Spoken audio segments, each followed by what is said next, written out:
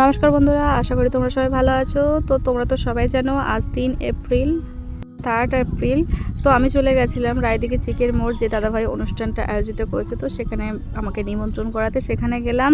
তো দাদাভাইয়ের নাম ছিল বিষ্ণু মণ্ডল। তো দাদাভাই আমাদেরকে এই যে আয়োজনটা করেছিল ভীষণ ভালোভাবে।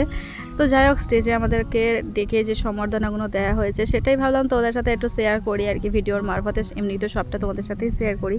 তো যাই হোক, আমাকে প্রথমে ফুল দিয়ে সম্বর্ধনা জানিয়েছে। সত্যি বলতে এখানে সব মানুষদের এত গরমের মধ্যেও দাঁড়িয়ে থেকে যে ধৈর্যভাবে ছিল, তো তাদের জন্য অনেক অনেক স্যালুট। আর এখানে যে দাদা ভাই যে ক্যামেরাটা ধরে দিয়েছে, সে কিন্তু একদম গরমের মধ্যে দিয়েও তাকেও অনেক অনেক ধন্যবাদ। যাই হোক, আর এখানে তারপরে এটা জানি না আমি, ওরা কি বললো, এটা উত্তরই নাকি, যাক এটা দিয়ে আমাকে সম্বর্ধনা জানালো।